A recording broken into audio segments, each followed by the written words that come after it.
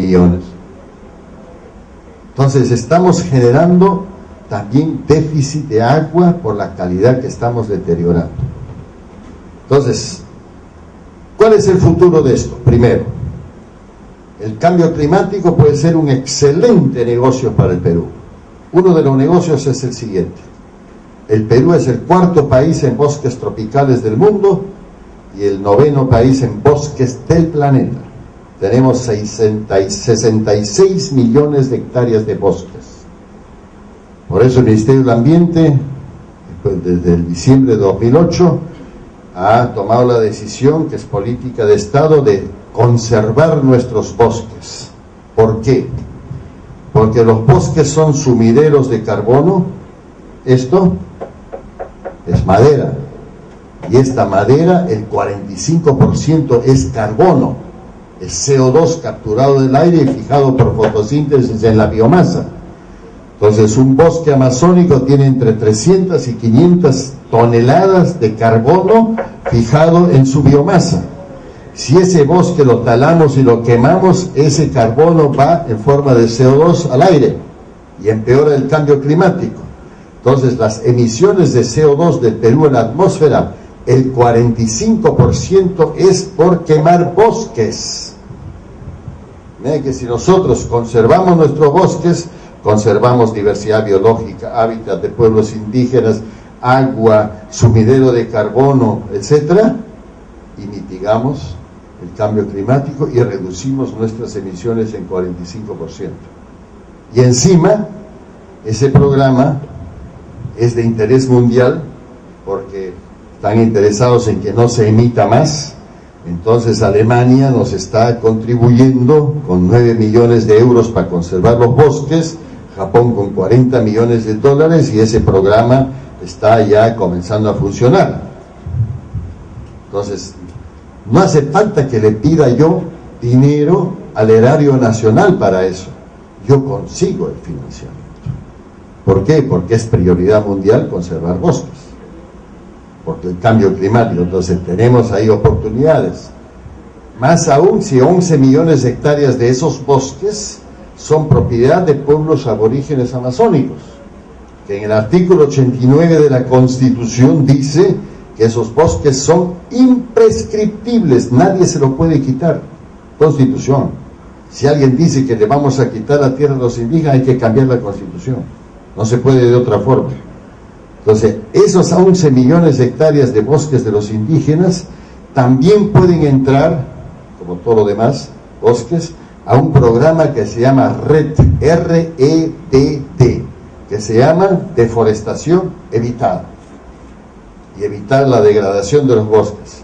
Entonces, hoy en día ya estamos recibiendo algo de fondos por no talar bosques, entonces nos pagan por esos servicios que prestan nuestros bosques de mitigar el cambio climático, nos dan dinero para conservar los bosques. Otro negocio. Y eso no tiene nada que ver con imperialismos ni capitalismos.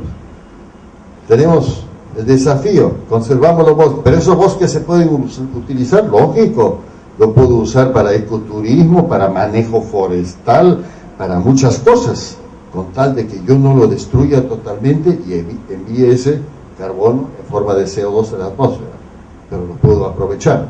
Entonces allí está uno de los temas importantes, de manera que el cambio climático muchas veces lo escuchamos como una tragedia para el país. Yo pienso que el cambio climático es una enorme oportunidad para el país. No lo veamos negativo, veámoslo positivo. Es igual que tener un negativo de una foto, aunque ahora casi no se usa porque todas son digitales, el negativo de una foto y después tener el positivo de esa foto como era antes, ¿no es cierto? Entonces, veámoslo en positivo. ¿Va a faltar agua? ¿Va a ser una desgracia? No. Tratemos el agua, más eficiencia, reforestemos las cuencas, etc. Y vamos a tener más agua de lo que teníamos antes. Depende de nosotros. Segundo, tenemos bosques. Esos bosques son una oportunidad para recibir cooperación internacional financiera también, porque conservando bosques estamos mitigando el cambio climático. Ve que es un negocio por donde lo miremos. Y por eso, y con eso concluyo, que necesitamos en el Perú nuevas generaciones de economistas.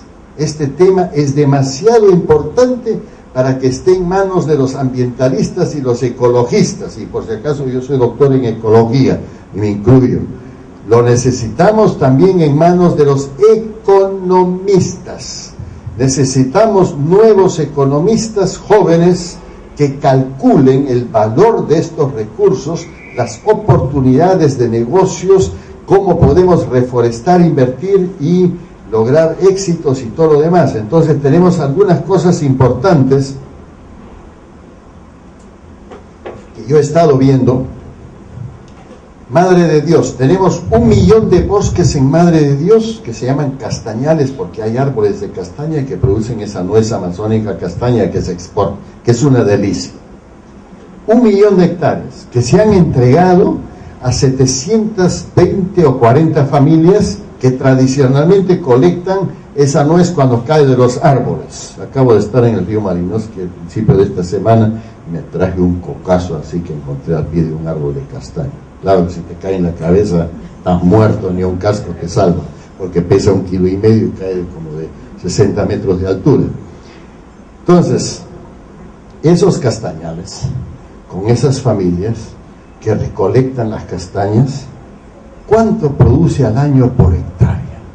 Tantos árboles, tantas nueces, a 9 soles el kilo, etc.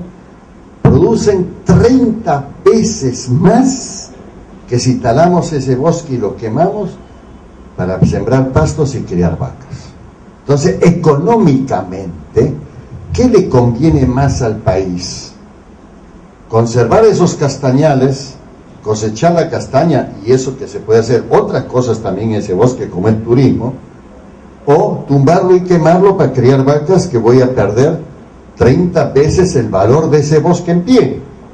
Además, ese bosque puede cobrar por servicios ambientales, por deforestación evitada. Eso necesitamos calcular hoy día en la economía. Y allí está un tema de extremada importancia económica. Además, desde que yo soy 22 meses ministro del Ambiente, han pasado 1, 2, 3 ministros de Economía, o ministras también. Al ministro de Economía le importa un pepino, no es porque es malo, que hay una mariposa en peligro de extinción en un determinado bosque. Les apuesto acá que al 60% también ni le va ni le viene si por ahí hay una mariposa en peligro de extinción. ¿No es cierto? Que es el tema de los ecologistas y ambientalistas, ¿no? Pero si yo en ese bosque le demuestro que ese bosque está produciendo tanto en agua, tanto en esto, etcétera, y todo lo demás, ahí puedo invertir para mejorar la ganancia. Si es un parque nacional, carambas, si está recibiendo 100.000 turistas extranjeros que me dejan a mí 100 millones de dólares, Tamopata, Madre de Dios, van ya 120.000 turistas extranjeros a ver biodiversidad, donde los auríferos quieren tirarse todo el bosque abajo. Entonces, yo, mejorando la infraestructura, etcétera, allí, puedo captar de repente 200.000, 300.000 turistas y aumentar el ingreso en Puerto Maldonado, en Madre de Dios y en el Perú. Ese es el tema para un ministro.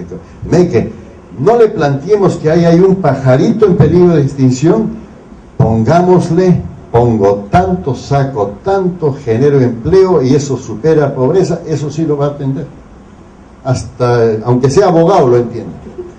Porque así es, pues, ¿no es cierto? Entonces, eso es lo que yo llamo y termino el síndrome de la nalga derecha. Todo lo que planteemos, lo romántico suena bonito, pero si no pasa por la billetera, olvídense, la gente no lo va a hacer. Si yo al campesino le digo, ok, acá puedes plantar 5.000 árboles en tu chacra, los vas a cosechar en 12 años tal especie, y vas a cosechar tanto, qué interesante, voy a hacerlo. Aunque yo esté un poco viejo, que lo puede cosechar mi hijo. Pero si yo no le demuestro que eso vale plata, no, tienes que plantar árboles porque ahí se van a parar los pajaritos, van a cantar, no le importa un pepino, pues, ¿no es cierto? Así es, el síndrome de la nalga derecha. Ahí quedamos, no sé si hay algunas preguntas.